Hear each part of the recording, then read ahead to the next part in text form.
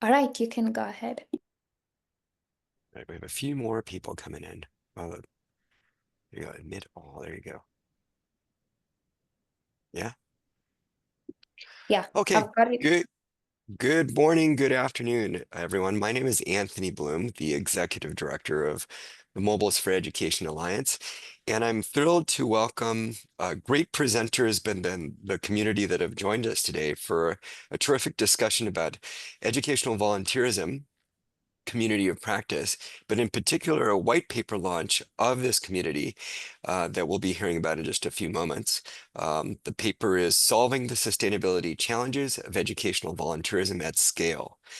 The origin story of this community of practice in 2022 at our symposium, the M Education Alliance annual symposium, that was themed Wondrous Learning Is. We actually had a track that was Wondrous Learning is Engaging Others around education volunteerism that was co-hosted with Rotary and with Save the Children World Vision, among others. And then we had a workshop about it for a few hours, taking place at the Save the Children offices in DC. And then that led to a few years of basically a community of practice with a variety of groups that were engaged in varying degrees with education volunteerism. We'll drop in the chat the link to the education volunteerism page that shows some of those groups that are involved. But I'm delighted that many of them are with us today as presenters or simply joining us. That includes representatives from Peace Corps, from Rotary's Basic Education and Literacy Action Group, from groups such as Save the Children and World Vision, as I mentioned as well. So we're really excited to have this opportunity to hear about the white paper. Um, We've decided in terms of the community of practice that we're going to merge it with two other existing communities of practice that the M Education Alliance is supporting on literacy and math. So if you want more information about those communities of practice, please go to the M Education Alliance website. But that will take the place of the quarterly meetings that we've been having with the Education Volunteerism Community of Practice. I think without any further ado, I'd like to actually turn it over to one of the lead agitators for this group who helped bring life to it and keep it sustained over the last few years.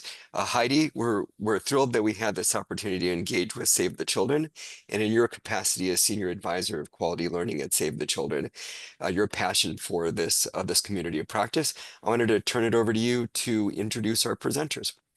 Yeah, and I'm really excited for our slew of presenters today. As Tony said, we've been thinking with Rotary Club and M Education Alliance and a lot of other partners for a while now about how do we uh, better engage volunteers around education and supporting children to learn to help be one of the contributing factors to the global learning crisis in a way that can actually be sustained at scale. You know, looking at our plethora of experiences of how we've worked with volunteers in different ways and how we've often encountered challenges to having that volunteerism continue past the life of a specific project.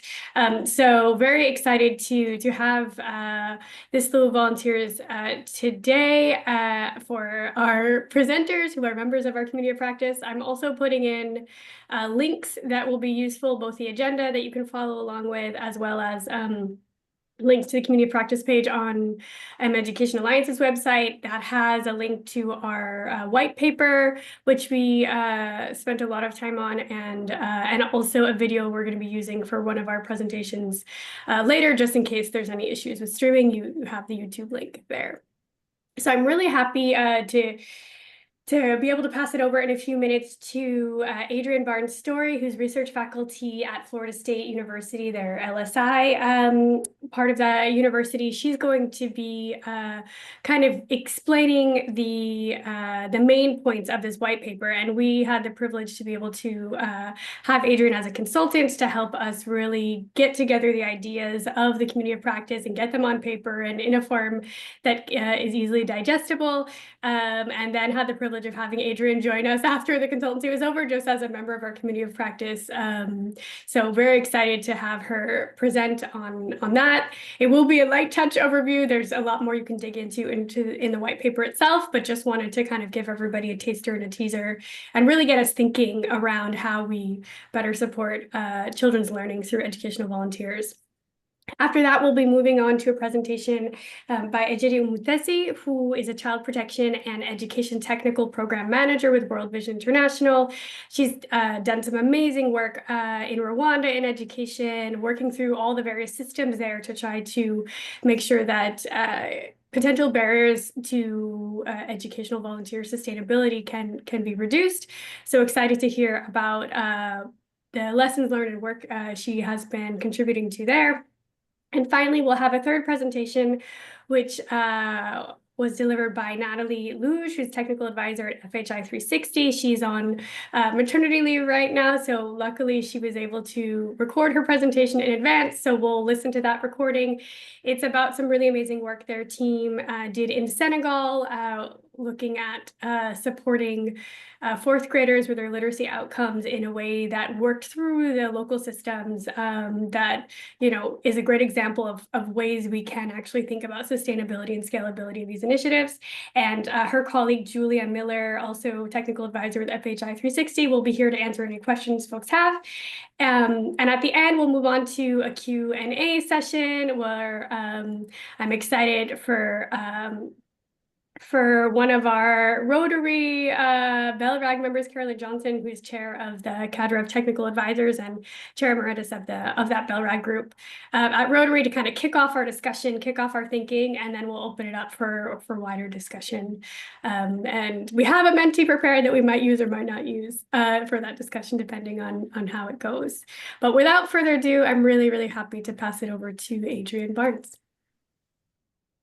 Good day, everyone. My name is Adrienne Barnes-Story. I'm with Florida State University, and I was privileged to support the Education Volunteerism Technical Working Group in the development of this white paper. The purposes of the white paper are to identify best practices in education volunteerism at scale, to begin a dialogue with organizations that can pilot variations of the model presented, and most importantly, to receive feedback on what works and what needs to be adjusted in order to make education volunteerism scalable. So,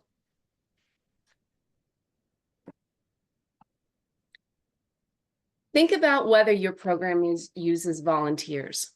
If you do, and you're comfortable, just provide a brief statement in the chat about how you use those volunteers so that we can start the conversation. The overarching challenge of educational volunteerism at scale is that many educational volunteer initiatives do not continue past the life of an individual project's funding, or they simply aren't designed for scale.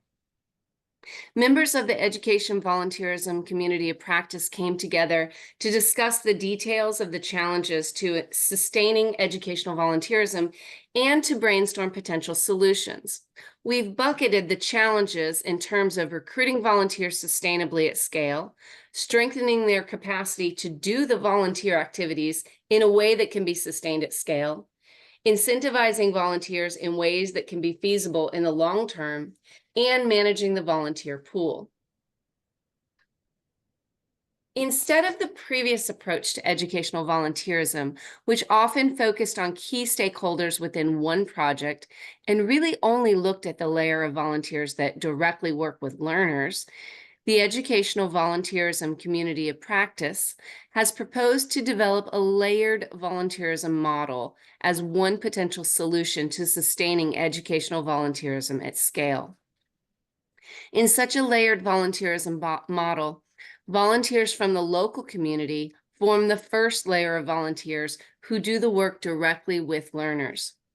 A second layer of volunteers, drawn from existing sustainable volunteer service organizations such as a Rotary Club, a Lions Club, Peace Corps, Core Africa, UN volunteers, national service programs, faith-based organizations, community-based organizations. All of these types of volunteer organizations can provide support in recruiting, training, monitoring, and incentivizing that first layer of volunteers. For example, A Rotary Club volunteer based in a country's capital might be willing to provide career mentorship phone calls to a community-based volunteer. And these mentorship calls could be one of the forms of incentivization of that community volunteer. Since the Rotary Club is well established, this could represent a feasible incentive system in the long term for motivating community-based volunteers. Now, of course, in this example, the community-based volunteer would have to want this career mentorship as an incentive, and there would have to be some kind of management system in place to make the appropriate connections between the mentors and the Layer 1 volunteers. But overall, the point is to consider how partnerships across different volunteer-based organizations can lead to sustaining educational volunteer initiatives at scale.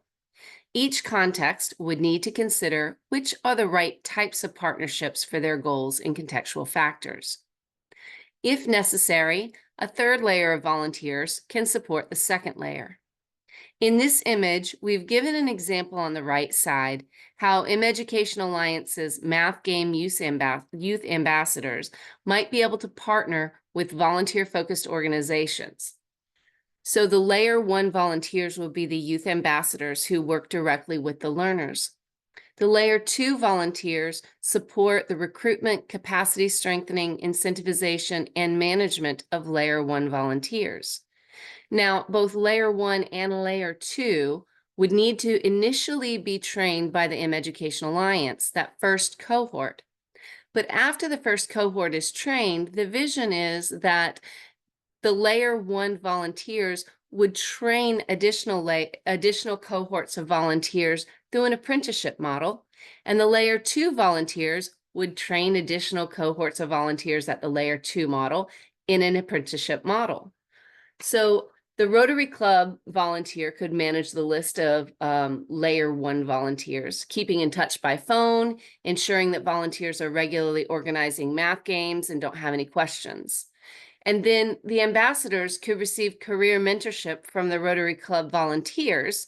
And through this whole process, they would gain college preference for having done educational volunteerism.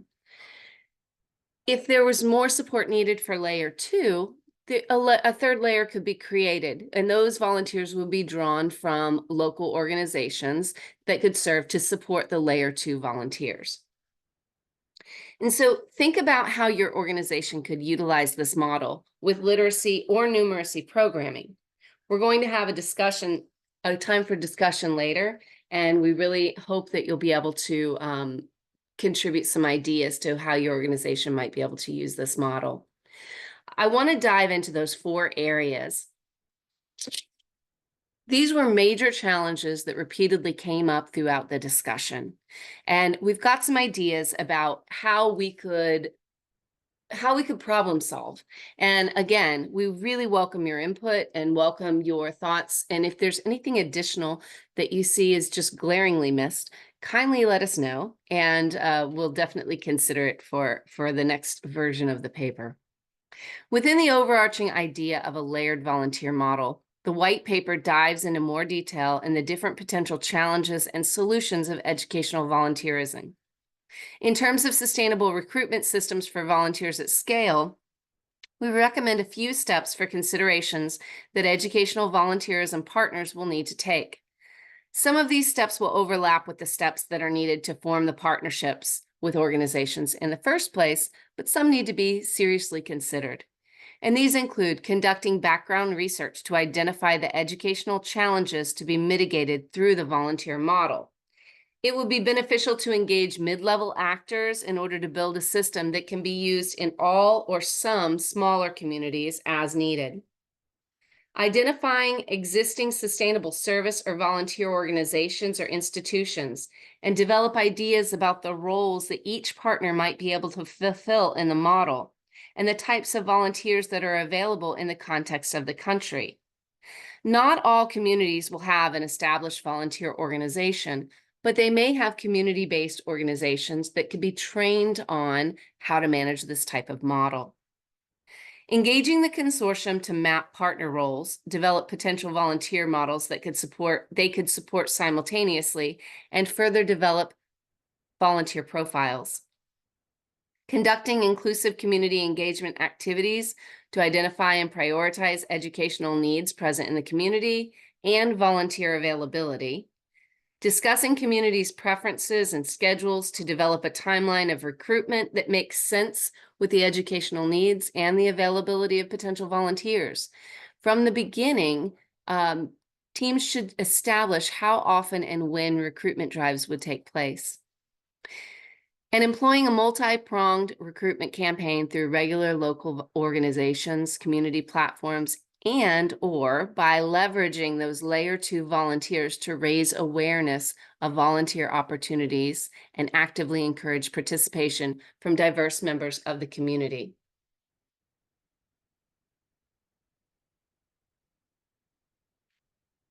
As I present this slide, please consider ways that the model could be sustained at scale and drop your ideas in the chat. In terms of sustainable volunteer capacity strengthening at scale, there are many potential barriers, but the white paper explores the challenges of the costs of training and training materials, the costs of ongoing support and mentorship, and the challenges of volunteer retention, leading to needing to train new volunteers at unplanned for intervals. In order to solve the challenge of ongoing training needs, program managers and partners should determine how to simplify the volunteer role so that training needs are less intensive and less costly. This should include ensuring that materials are provided that are sufficient and have clear guidance on how volunteers should enact their roles. Carefully consider which capacity strengthening aspects need to be face-to-face and what could be delivered through another less costly mechanism.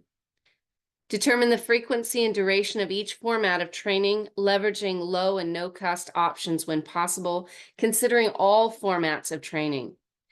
Develop a plan for how to adapt training content, such as training new employees on how to adapt content when there's staff turnover and how to manage the training materials. And leveraging layer 2 volunteers to provide ongoing training and mentoring for layer 1 volunteers and support the management and updating of materials. And finally, to integrate peer learning experiences, ongoing career coaching, and carefully plan incentive timing to increase volunteer availability and retention. Challenges with incentivization appear to be associated with incentive cost, incentive harmonization. Sorry, I'm getting a message on my screen. I want to make sure you're not seeing that. Incentive costs, incentive harmonization across partners and programs, and contextual factors. Incentives can vary across contexts to include monetary or in-kind donations, training, networking, coaching opportunities, certifications or progress towards promotion, social recognition, or other recognition of contributions towards an area of work, toward a community, or toward national goals. And different volunteers are motivated by different types of incentives, right? Some volunteers are motivated by certain types more than others. Potential solutions could include providing different types of sustainable incentives, monetary and non-monetary, to different types of volunteers, or making available different types of incentives and allowing volunteers to select the ones that they prefer as individuals. Leveraging layer 2 volunteers' professional skills to provide ongoing career coaching for layer 1 volunteers. Establishing agreements across partners and other programs about how to harmonize incentive types and limits. This allows volunteers to know what to expect and contributes to local development work rather than causing conflicts across projects. And finally, ensuring that volunteers receive local support and respect for the work that they contribute to the initiative, emphasizing social recognition and making sure that their peers see what they're doing for the program.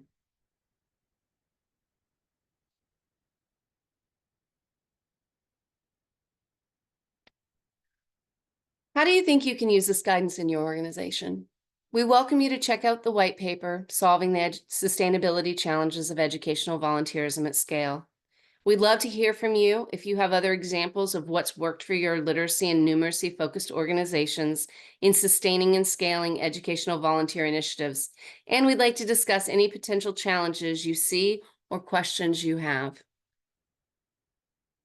Thank you very much.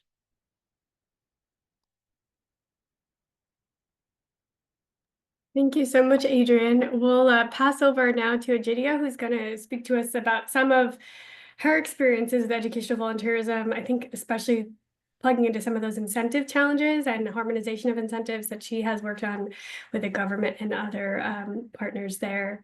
So very excited to see how we can apply some of these ideas in practice, and also just informing us about what informed this white paper. Egidia was a great advocate of these issues in our community practice. Over to you, Egidia. And Egidia, Heidi, could I just ask? So Caroline, I know you haven't been able to see the slides. Have other folks been able to see the slides that aren't administrators for this event? Can Mark, can you see them, for example? I have Nancy, the it's not. ones now. Okay, good. All right, thank you. Over to Egidia. Thanks. Hello, good morning, good afternoon, or good evening, maybe wherever you are.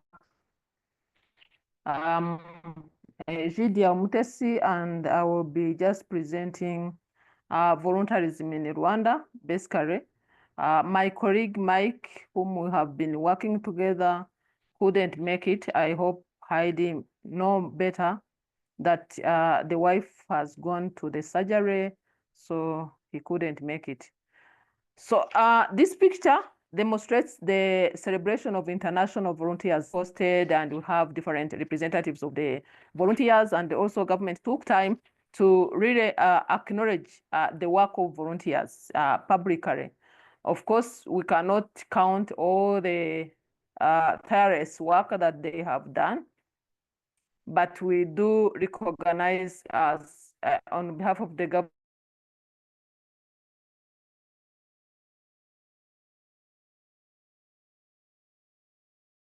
the effort, and they had to appreciate that. So,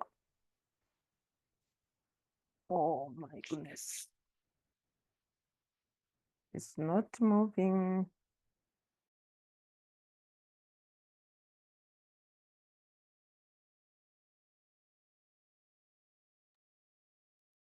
All right, Egidia, we may have a little bit of a Apologies. lag. Sure, Yeah, that's sure. okay. So in terms of definition, we all know that this is really a free will of contribution, no financial or reward contributing to the development of the country. I will just talk details more about this, conduct through an organization. So we have different contexts in terms of the voluntarism in Rwanda. We have the traditional culture context, but also legal framework. And if we talk about the cultural context, we are looking at voluntarism as inspired by Rwandan's values. You know, it's part of the culture. Voluntarism supports the country to deal with matters that are of concern, and we'll also see how they have been working in different sectors, different areas in terms of supporting the development of the country, and then promote national culture, and then restore dignity. Then from the legal framework perspective, voluntarism is a constitutional in Article number 11 of the Republic of Rwanda 2003 and 20, which was amended in 2015.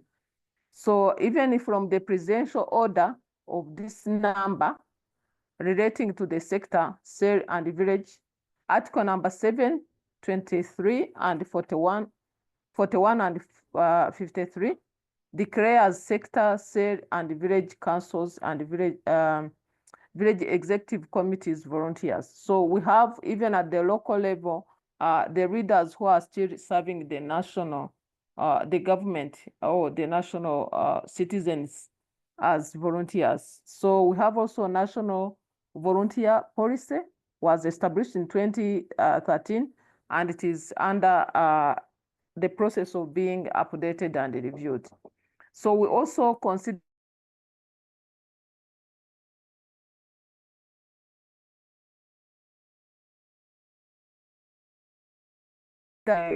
supporting at the council level. We have justice. This did a great role during the Gacaca court. That was the traditional judicial courts. That was where they acted as mediators to make sure that cases of violence and also killing that happened in Rwanda during the 1994 genocide has to be cleared. So we also have socio-economic volunteers. We have friends of families, so-called Inshuti z'Umuryango, and youth volunteers that are significantly contributing a lot to the development of the country. Under education, we have community education workers. We have reading clubs facilitators that most of the partners like World Vision use at the community level during the reading clubs establishment. We have librarians that are also contributing to this. We have ECD caregivers that are also doing a great work in terms of volunteerism, because we have both home-based and community-based ECDs where parents volunteer to support the learning, but also even the comprehensive milestone of the children. Then under health, we have community health workers that are also doing a great work. If we go through the national situation analysis, community volunteers play a pivotal role in achieving national SDGs based on what the government has already achieved. It indicates a lot of contribution from volunteers.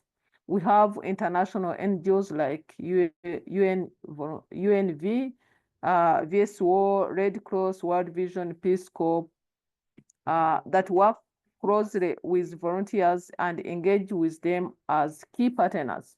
So volunteers now have become key partners for most of the partners that work with them at the community level. So we have also volunteers provide a way to localize the SDGs and inspire others to take part, bring specialized technical skills and expertise, ensure that development is inclusive, locally appropriate, and owned by the community, bring fresh ideas, energy, and out-of-box think to the work of the UN. So we have seen the volunteers who are also supporting children with disabilities at the household level, but also at the community level. And 14 out of 22 UN agencies present in Rwanda host volunteers. That means both national and international to support their respective mandates. So the success and best practice from working with volunteers,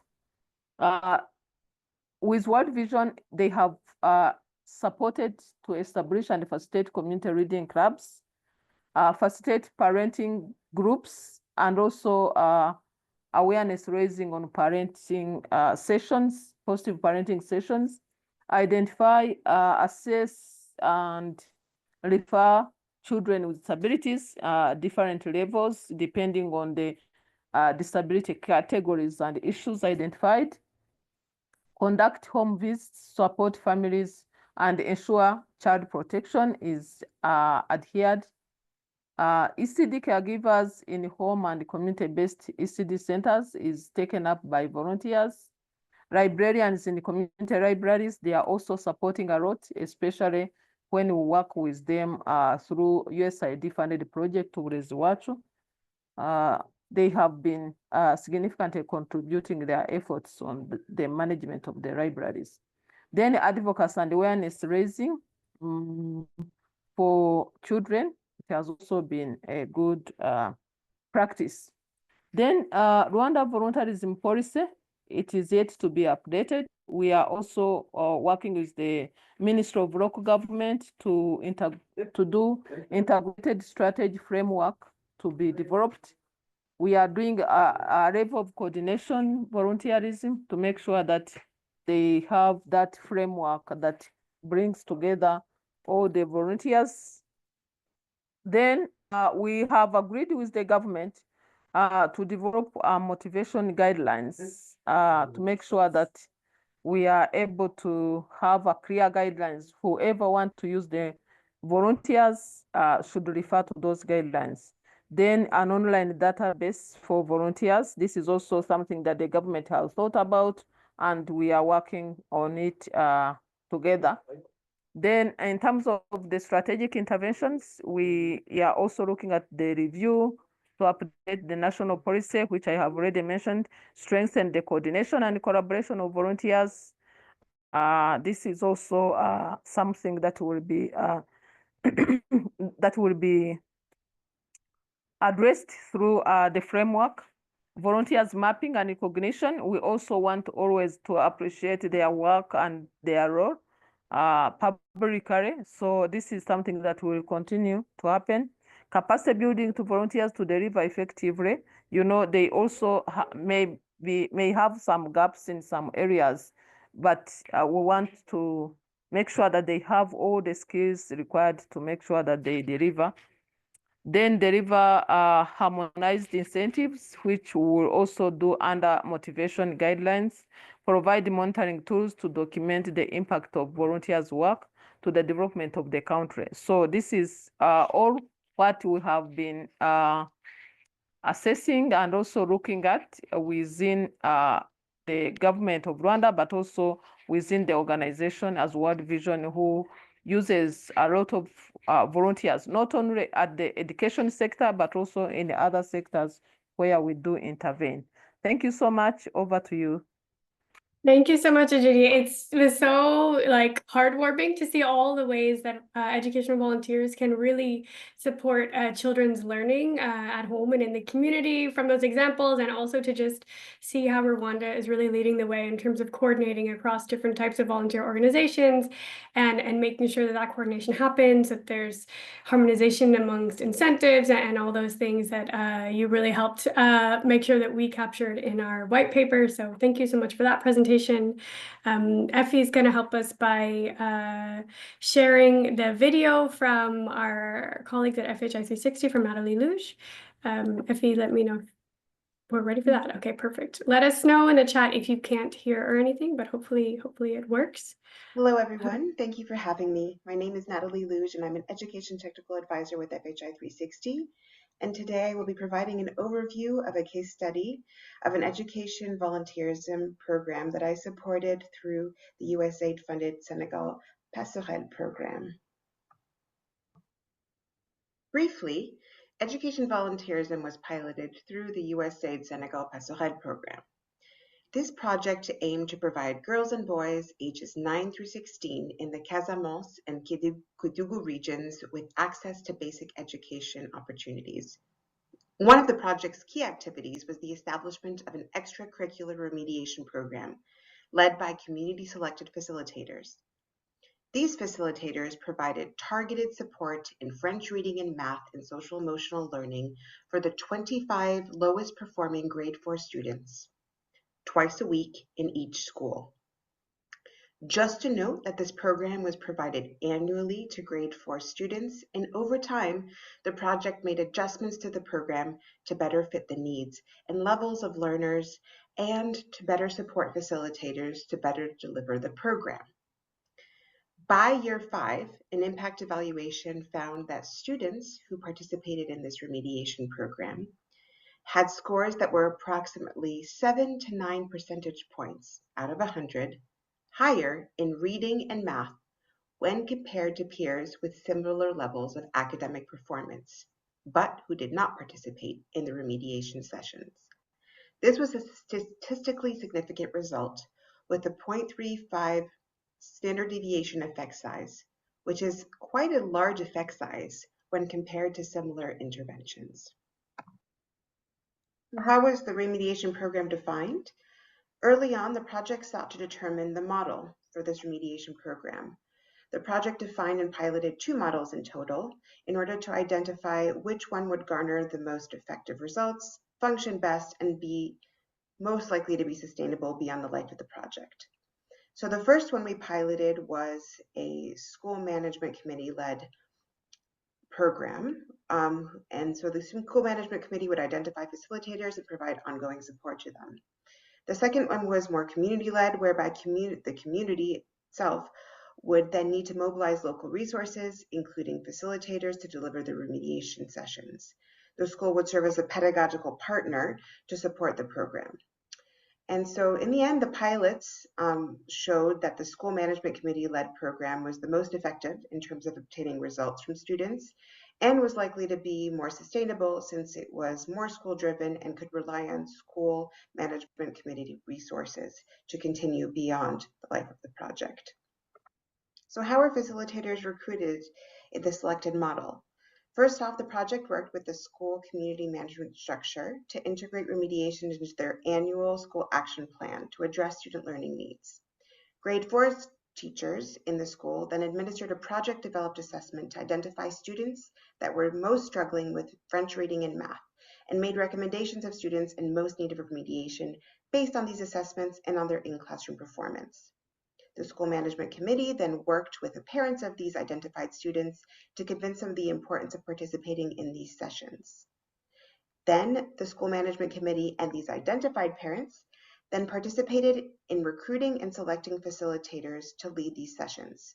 To do so, they used specific criteria. The person must be from the community, have a high school degree, be interested in education or have had experience in education, for example, ex-teachers, and be interested and committed to the development of their community. Once the school management committee selected these candidates, they presented them for validation to school inspectors. How did we support the facilitators once recruited? So facilitators were equipped with comprehensive resources and training to conduct these remediation sessions. They received a facilitator's guide with lesson plan templates and guidance on planning and conducting these sessions, along with a toolkit containing activities tailored to different ability levels for supporting students' French literacy, math, and cell skills. Facilitators also participated in initial and refresher trainings on using the guide and toolkit to organize and apply these targeted lesson activities. During trainings, they were provided with a trainee's guide as well, covering the effective use of these materials, facilitation strategies, and the fundamentals of remediation. Additionally, facilitators benefited from ongoing support and regular meetings with grade 4 teachers who provided updates on student progress and recommended focus areas. How were facilitators incentivized? To incentivize facilitators, the project provided small stipends to support their delivery of the remediation sessions. In years 4 and 5, the project co-developed a sustainability strategy with system actors to encourage the integration of facilitator stipends into school action plan budgets. Some communities successfully adopted this approach, while others did not. Facilitators were also valued by their communities, which recognized them as key contributors. This recognition was motivating, and several facilitators were even recruited as substitute teachers due to the training they received through the program. Additionally, the project collaborated with higher education authorities to explore formal recognition for committed facilitators with education degrees, aiming to integrate them into the civil service as civil servant teachers. While this process was still pending at the project's close, it was included as a priority in district-level planning. And finally, in terms of this case, there was one remaining challenge that I wanted to mention, and that is facilitator attrition year to year. So despite providing incentives and supports to facilitators, this was a true challenge that we faced year to year.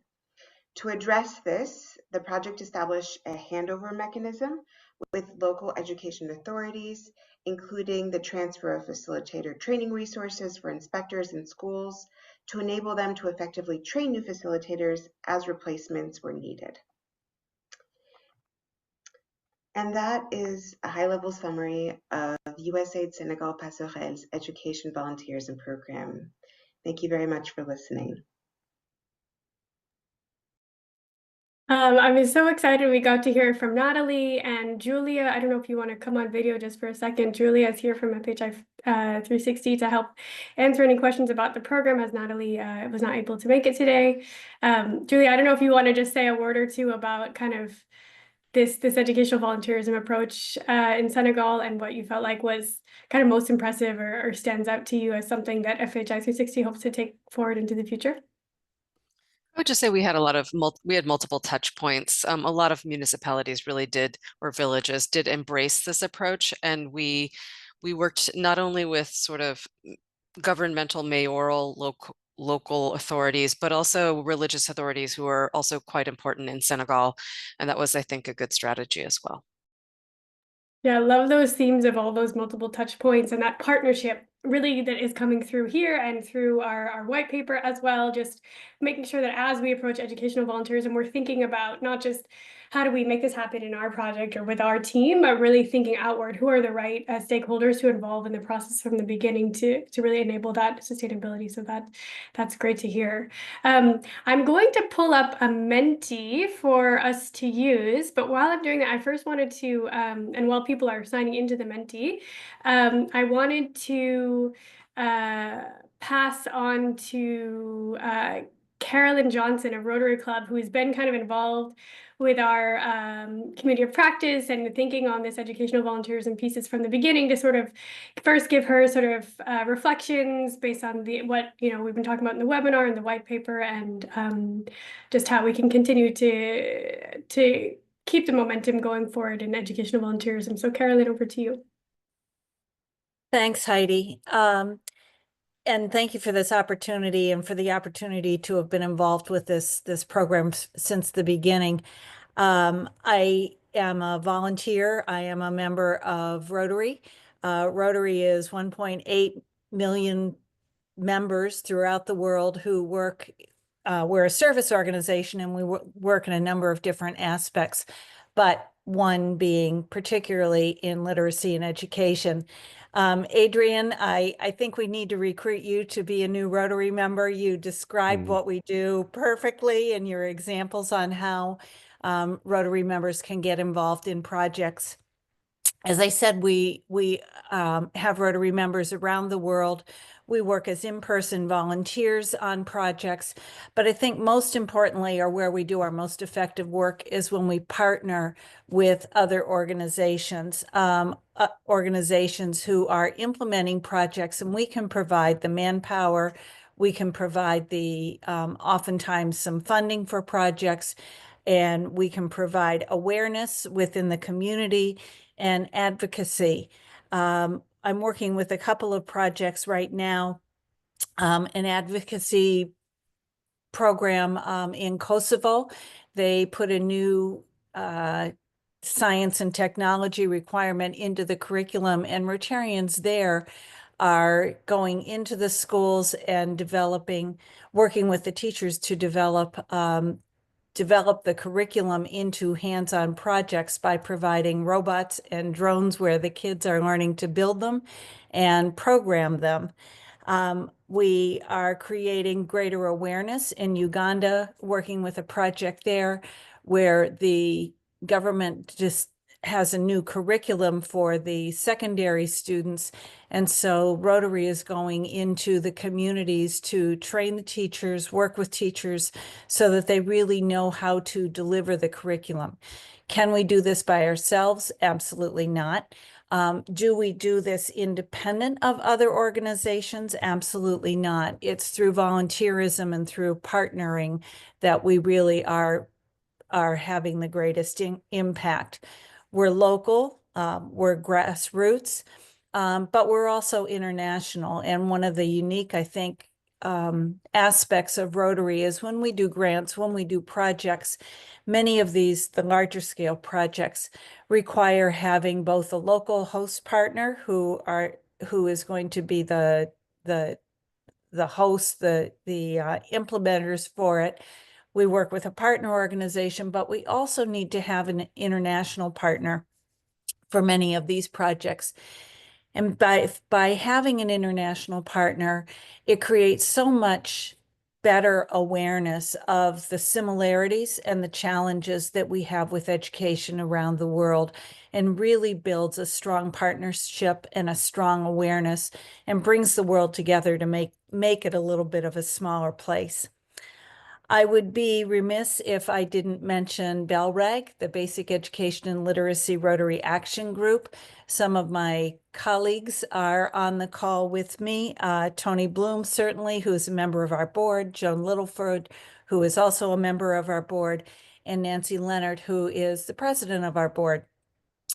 We work with Rotary clubs, Rotary members all around the world, and also non-Rotary members who would like to get involved in some of the projects where we're involved. And I invite any of you, all of you, to join BELRAG if you'd like to see a little bit more of what Rotary does, and also perhaps bring your organization in as one of our partners. So thank you again, Heidi, for your invitation to speak today. And Adrian, kudos on the white paper. A lot of hard work, a lot of effort, a lot of inputs from many different areas, and I think we have an outstanding product. Awesome. Thank you so much, Carolyn. That's super helpful. I have now, I'm hoping, presenting the Menti screen. Hopefully everybody saw the link in the chat. If not, you can just go to menti.com and then put in this code 79116651. We have just maybe 5 or so minutes for a quick discussion. But please do let me know if you have any burning questions aside from this Menti. The chat has disappeared for me, so I may ask Ajidia to let me know if there's any burning questions that are coming into the chat. But yeah, just seeing pop up on our screen some of these biggest challenges we're seeing to sustaining educational volunteerism at scale for literacy and numeracy, things about what the volunteers expect from us or don't expect from us, sort of financial benefits that we might need to provide to incentivize them, the timing for what works for them versus us and what we need for the school year or whatever time period we're hoping for children. So yeah, these are some major responses. I'll leave it on for another minute in case anybody has any other major challenges you want to highlight. I think these are all things we saw in our discussions as a community of practice and tried to capture in our white paper as well. Yeah, I see retention on there, just organizing the volunteers over time and managing the volunteers. That can definitely be a big step. So I'm going to go to the next slide. So this is maybe a little, I don't know, curious question for me, maybe contentious question. Is there a particular part of our layered volunteer model that we propose that Adrienne described in her presentation that feels kind of like the most realistic in terms of working with partnerships to sustain that aspect of the volunteer approach? So is working with local partners to sustain volunteer recruitment at scale more realistic, the most realistic for the context you work in? Or is it the training approaches and working with different partners that seems to be most realistic for? Or the incentive systems, is that the most realistic one? Or is it, do we think this type of partnership with different volunteer organizations at different levels is most realistic for managing volunteers, those volunteer management systems? So people, I think you should be able to rank these, hopefully. Is everybody seeing the next slide on your Menti screen? Okay, great. Give a second for people to decide. It may be a little hard to think about.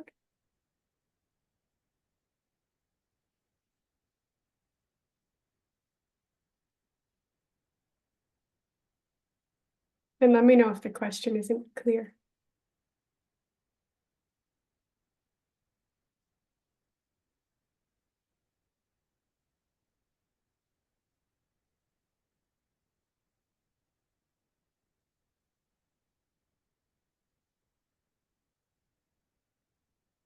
Yeah, it's changing. And what people might think might work in their context or not work in their context. I think for me, as I was thinking through all these things as we were working on our white paper, I kept thinking, how do we simplify this? Like, what's the most simple, easiest, most straightforward way to make this happen? And I think that would vary per context. But finding ways to make those partnerships work towards win-win for everybody, all the different organizations and the different partners. How do we find that win-win space to create ease of use? Does anybody want to come off mute and just speak to why you felt like one of these felt more realistic over others, or at least realistic?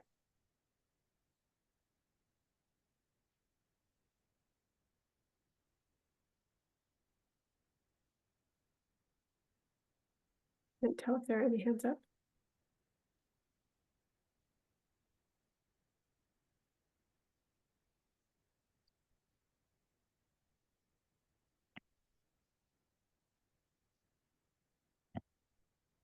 Yeah, all right, I'll go on to the next one if no one feels particularly moved to speak on this one. This next slide, I think is a for general questions and answers. So either you can just come off mute and tell us your questions, or you might be able to in the Menti write in your question, and then we can talk about it together.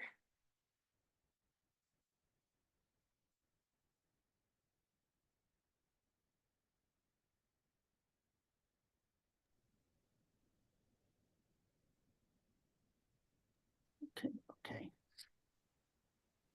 Yeah, I think you could the- also post your ideas that when I was saying, think about how your organization might be able to utilize this model, or some examples that you have from existing work that you're doing in the numeracy or literacy space. I think those would be appropriate to post here too.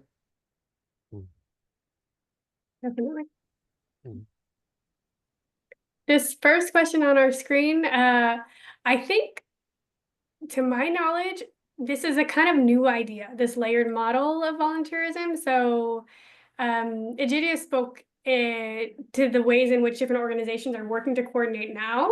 And we gave some ideas for how we think this layered model might work, but I'm not sure that that we've actually tried it yet. So it's kind of, that's why it's a white paper. It's a new idea. We want to kind of stimulate thinking on this. Maybe it's not the right answer. Maybe there's a better one, or maybe we need to further nuance it. But I will say one place that we discussed in our community of practice where we don't think this would work would be kind of possibly fragile contexts where you might not have existing volunteer organizations to tap into.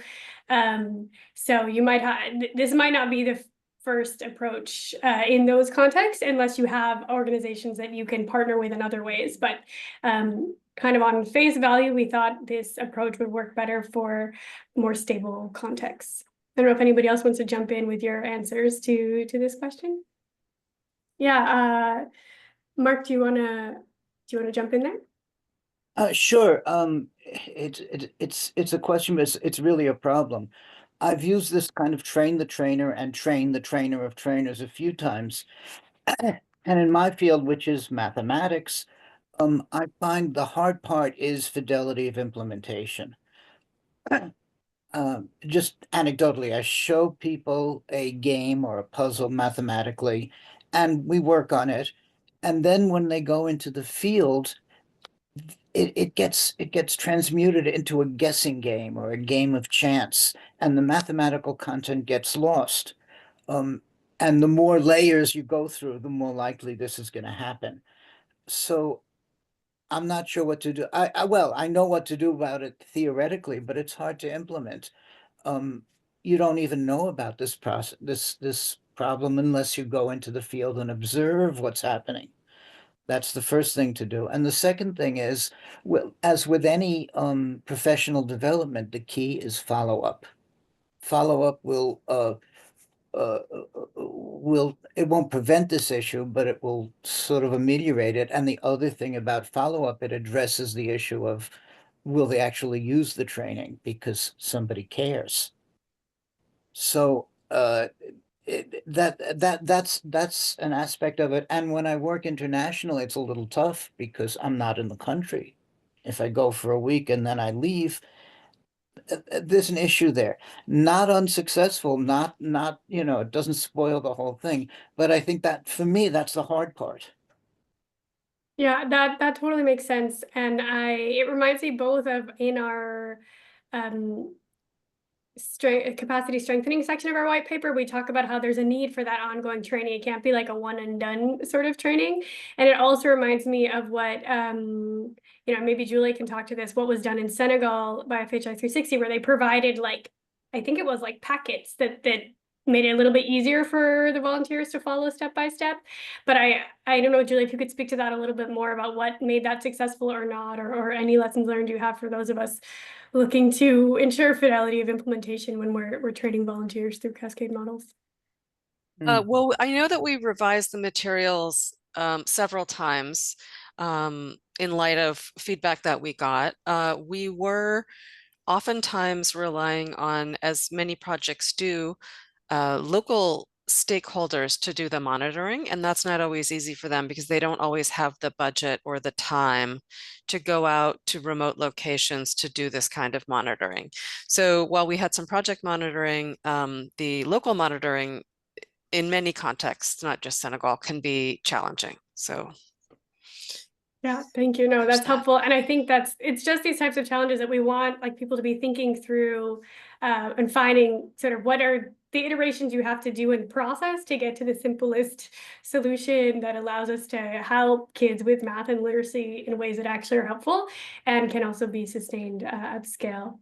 Yeah, go ahead, Mark, back over to you. Well, the other thing is, and again, I'm speaking from mathematics, which is what I know about.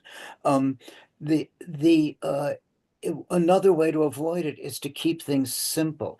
If all you're teaching is algorithms, how to add, how to subtract, it's unlikely that it's going to be diluted. But the more abstract you get, the deeper the problems being addressed, the more likely it is. Yeah, that makes a lot of sense. And I see we're just about at time here. I did want to just remind us all of something Tony said at the beginning of the call, which is that our educational volunteerism community of practice is now being embedded into the Literacy League and Math Power communities of practice that Education Alliance organizes for us. So we're really excited to have our members join these other communities of practice and bring in these educational volunteerism ideas. And we hope to continue that momentum, thinking about how we can best sustain educational volunteerism at scale for literacy, for numeracy, and or other areas going forward, and just keep up that momentum. And I will pass back over to Tony for any final thoughts there. Yeah, I just wanted to say thank you to our presenters. That was terrific. Let's do our round of applause or little emoticons or emojis or whatever it is as well to thank Heidi again, your leadership of the group, Adrian, in terms of your passion in putting together a great, taking the lead on the white paper, Jidia, Natalie for her video, and Caroline for their contributions as well, for the other members who have been joining us as part of the community of practice. For those that want to find out more about Literacy League or Math Power, feel free to email either Effie or I. I'll drop my email in the chat, and Effie could do the same at meducationalliance.org. We have quarterly dialogues with those members of those communities, and we have some meetings scheduled in the coming month.